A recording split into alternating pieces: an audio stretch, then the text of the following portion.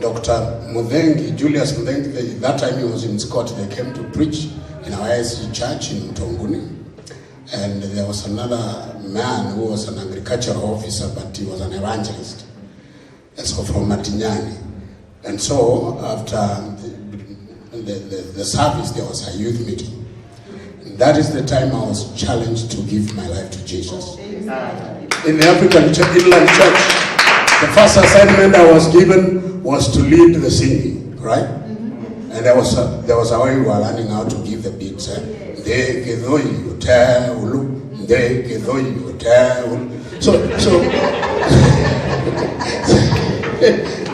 So some of us are missionaries in the Pentecostal denominations because we felt there was a bigger space and there was but we go back home to pledge our loyalty to. So I believe what the Arise and Shine Church is doing is going to consecrate our sister Nora to be a missionary in the U.S. and not only a missionary, to be a bishop, so that as more churches are going to be planted there, she will have no problem to call a bishop from Kenya to come and consecrate them. She will do the business because she'll be already officially consecrated. The first title we received when we were getting born again in the early 70s was Brother So-and-so. So even when we call her Sister Nora, she's okay. So when we call him Brother Wambua, we are okay. And so, and the presiding bishop today, if you read names in this little history here, is my younger brother. Then when he was being consecrated, somebody asked me a question in Nairobi. How many bishops are you going to have in one family? I said, God has not given a limitation. Actually, there is a third one who is on the way coming. Praise the Lord. And so we thank God. Maana kulikuwa kuna jamii za kiukwani hata katika Old Testament history. And so you can't give God a limitation. I personally believe that some of these assignments or titles people are being given, if we can take them from the biblical point of view, that the assignment unaongezewa, and you're supposed to take it with all humility. And the more humble you are, the more anointing you receive. Praise the Lord. Amen. Now, I want you to prepare your offering. This is a consecration service. And we are going to take an offering. Because in all services, a service never completes to be called a service if there is no altar and there is no offering. So, I want you to go into your pocket and give some good offering. Allow me to read these verses in Proverbs 11, 24, 25, 26. Proverbs 11. Proverbs 11, verse 24, 25, 26. We are just challenging ourselves to be good givers. All right? In a sermon, I'm reading from New King James Version. There is one who scatters, yet increases more. And there is one who withholds, mkonongamu, withholds more than is right, but it leads to poverty. The generous soul will be made rich, and he who waters will also be watered. Or in other words, he who waters others, he himself will be watered. 26. The people will curse him who withholds grain, but blessing will be on the head of him who sells it. Generosity. Kule kwa kina Kalonzo kuna jamaa mmoja alikuwa anaitwa Ndono. Ndono alikuwa na yaani filosofia ya Ndono ilikuwa nye ndiye nda kuiwa Ndono nenda kuiwa Ndono ke. Right? Ye alipendelea wakati anaambiwa achukua, lakini yeye hakupendelea wakati anaambiwa lete. Na hiyo ni filosofia ya kusini. Kwa hivyo, the challenge is one of us. Get into your pocket. Get a good offering. There is no question inaenda wapi. Inaenda kwa the consecrating, the guys who are holding the service, to the presiding bishop and his treasurer. Always, most of the bishops, church leaders, they don't leave their treasurers behind, so that in case there will be something good, mambo yanakuwa sawa. Lakini siku hizi tunajaribu kuweka speed government, tusiweke pesa mbele na Yesu nyuma. Maana kila siku kwa TV, kwa radio, toa mbegu, sijui toa 310, toa mbegu, sijui panda sadaka, sijui nini. Mpaka sasa wakati mwingine hata wahubiri wanasahau kuuliza watu waokoke kwa TV na kwa radio. Maana they are interested in the mbegu planting. We need to be careful. Now, nani anatuchukulia sadaka? One of the good brothers. Yeah. Hii kitu imekuwa sawa, inaweza kuimba wimbo. Maana niliacha kama kuna shida.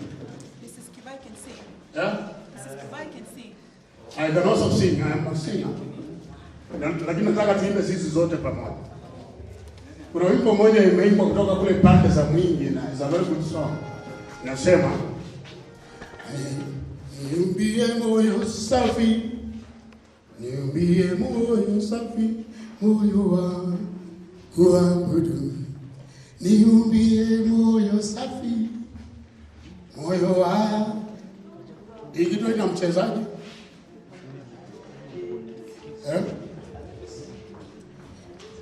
Next time when we come to consecrate a bishop or ordain a reverend of these zones, we shall come with a keyboardist. Or you go, you are okay?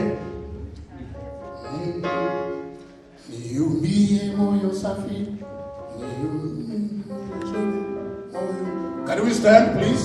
Can we stand to no shaming? Niumbie moyo safi, moyo wangu waabudu. Niumbie moyo safi, moyo wangu waabudu. Niumbie moyo safi, niumbie moyo safi. Because of time, I do not want to take more time. With us is the presiding bishop of Arise and Shine Gospel Center, Daniel Hundi Wambua, and of course, his first lady. Somebody was saying, now when you say first lady, it means there was a second lady. No. The church only allows every minister to have only one wife or one husband if it's a lady. It's only the other day, I don't know whether it was last year, but one from the Helicopter of Jesus Church. The bishop of the Helicopter Church said that he had 2 wives, and his Bible allowed him to have 2 wives. So tukashindwa ni ile tunasoma hii iko na New Testament, ile Old Testament.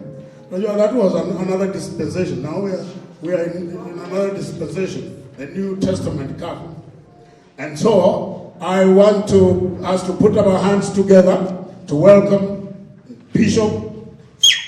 Kwingine lazima uongeze the right Reverend Bishop who is about to be Doctor Daniel Hundi Wambua to come and continue with this service.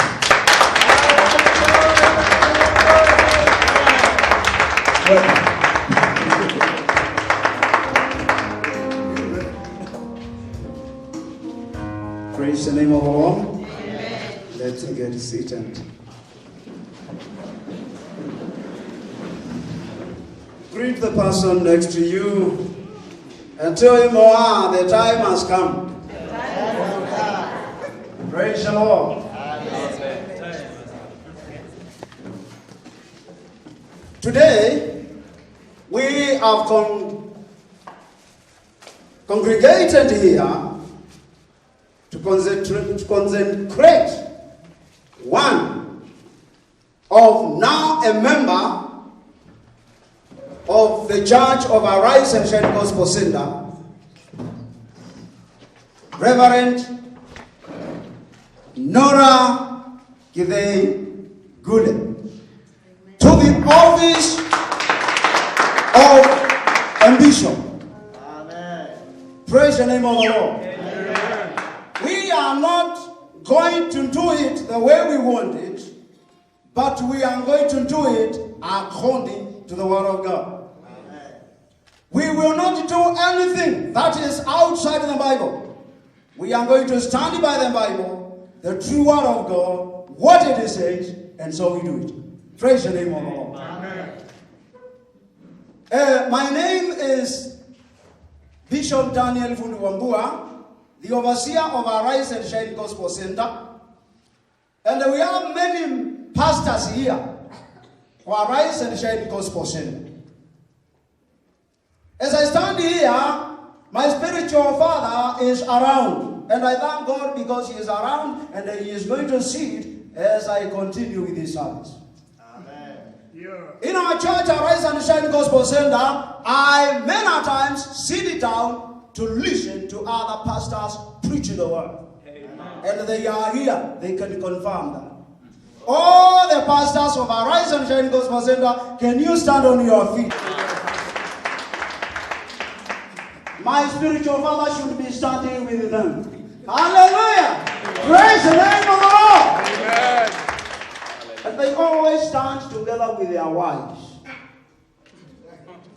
if they are around. Amen. Praise God. Thank you. God bless you. All the other servants of God, can you get seated? All the other pastors, may you stand that we may appreciate you. Wherever you are. These are the people we are. Hallelujah. Praise the name of the Lord. Let us give a clap for them. We welcome you. And we thank you. Yeah. Praise God. Because of time, we will just go straight to the business. First of all, before we go to the service itself, to read some verses that direct us to the preaching of the gospel today. The message for today, it is important that many people want to know what is the ending of your message today. Called to serve. Praise the name of the Lord. Amen. So if you are to write called to serve. Our sisters have been called to serve. I have been called to serve. You've been called to serve. If you are a minister of the gospel here. Jeremiah. Let's go to the book of Jeremiah. Jeremiah, the first chapter. Jeremiah, in the book of Jeremiah. In the book of Jeremiah, chapter 1, I'm reading verses 1. I'm reading verses 4 through 10. Jeremiah chapter 1, verses 4 through 10. I am reading from an NIV Bible. The word of the Lord came to me saying, before I formed you in the womb, I knew you. Before you were born, I set you apart. I appointed you as a prophet to the nations.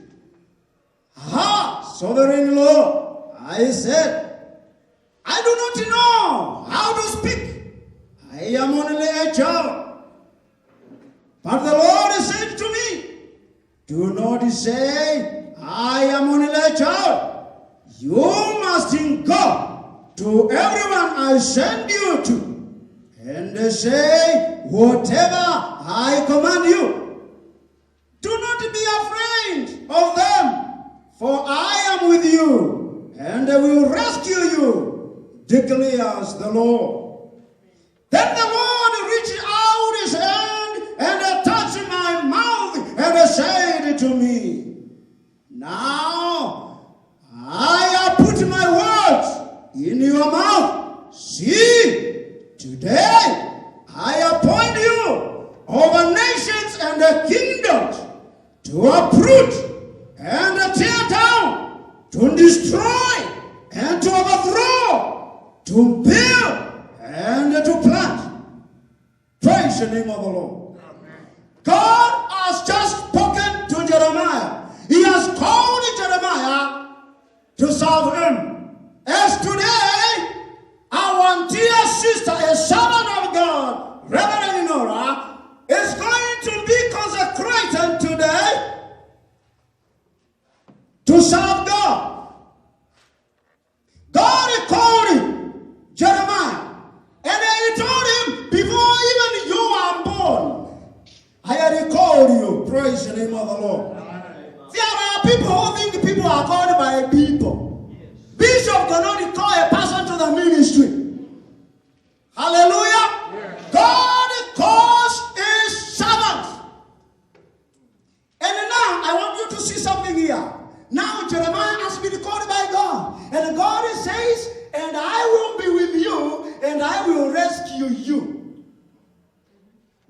the same Jeremiah chapter 38, verses 1 through 13. Jeremiah chapter 38, verses 1 through 13. I may not read it all. The Bible says, when Jeremiah was giving the message of God to the people listened to Jeremiah. And they said, this man is doing an evil thing. He does not prophesy to us the way we want to be prophesied to. Hallelujah. Amen. Jeremiah was speaking the word of God.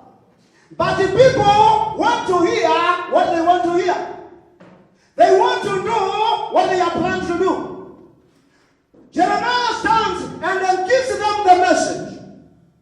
The Bible says, people were hurt in their heart. And they went around and they said, and even they reported to the king. We are in Jeremiah chapter 38, verses 1 through 13. If you don't have time, you will go and read. And therefore, they reported him to the king and they said, this command here, who says he is from God, this prophet, he is not prophesying good to our people, and he deserves to die. And they rose up, and they got